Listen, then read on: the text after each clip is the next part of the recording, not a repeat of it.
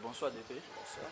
Alors DP, comment est-ce que vous trouvez le schéma ou la nouvelle figure de la classe politique togolaise? Bon, aujourd'hui, je pense qu'il est vraiment à saluer la participation donc, de l'opposition à cette élection qui a aujourd'hui dégagé la force des uns et des autres. L'ANC n'avait jamais auparavant participé à une quelconque élection. Aujourd'hui, elle a participé, ça sont avec 19 députés. Je pense qu'aujourd'hui, l'ANC incarne le leadership de l'opposition et que c'est déjà une bonne chose.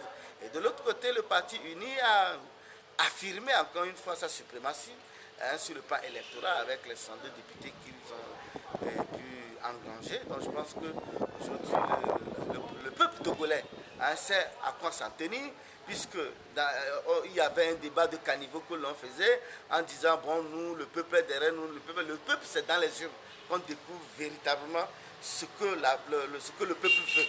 Et on a déposé les urnes le 25 juillet passé, et le peuple a tranché. On a vu que le Parti uni a pu obtenir 62 députés sur 91, mais l'ANC a fait vraiment des prouesses parce qu'au départ, ils n'étaient pas annoncés à ces élections. Ils étaient dans la stratégie de boycott. Je pense à la dernière minute, ils se sont mis dans le train et je pense que c'est ça qui a fait qu'ils ont pu quand même décrocher 19 députés. C'est quand même à saluer.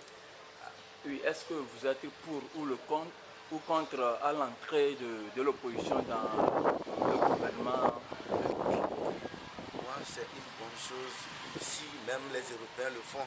Pourquoi pas nous? Je parle notamment de Barack Obama qui avait nommé un républicain dans son gouvernement. Et si au Togo, il est possible que le gouvernement Fogna Sigbe, le président, puisse déceler certaines compétences dans l'opposition, pourquoi pas ne pas les nommer? L'essentiel, c'est de participer à la construction de ce pays. Et comment trouvez-vous la venue de l'UFC maintenant? C'est vrai que l'UFC s'en est sorti très lamentablement avec juste 3 députés, mais si le parti s'organise bien, et parce qu'au-delà de tout, peut-être que le peuple ne les a pas compris. S'il s'organise bien et se met encore sur le terrain, il n'est pas exclu que demain il puisse avoir plus que ça. Donc, mais c'est dommage que ce grand parti a pu... Mais cela est dû à la scission qu'il y a eu et que bon, on s'en rend compte que pratiquement 95% des militants de l'UFC se sont retrouvés à l'ANC. Donc aujourd'hui, il leur suffit de se réorganiser, peut-être qu'ils peuvent rebondir.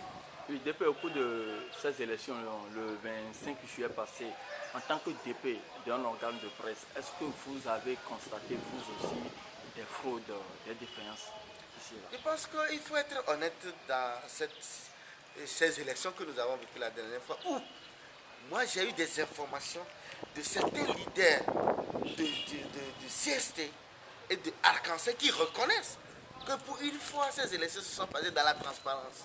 En tant que journaliste, moi je ne suis jamais allé voir dans un bureau de vote où on est en train de bourrer les urnes, où on est en train d'acheter l'achat des concerts. D'ailleurs, ce raccourci qui consiste à mépriser les militants de l'opposition, les traitant d'être qu'on a acheté leur conscience, et que c'est ça qui a permis à UNIR d'avoir cette majorité. Moi, je pense que c'est un mépris, parce que les militants sont dévoués, sont mobilisés derrière leur parti, et aujourd'hui, à l'issue du résultat qu'on vient de donner, on trouve qu'on a acheté leur conscience. C'est vraiment dommage. Donc moi, pour moi, avec tout ce que j'ai eu comme information de part et d'autre, ces élections sont déroulées dans la transparence totale. Sauf il y a eu quelques petits dérapages de part et d'autre, mais cela n'est pas de nature à décribiliser ce scrutin qui s'est déroulé dans de très bonnes conditions. Merci beaucoup, DP.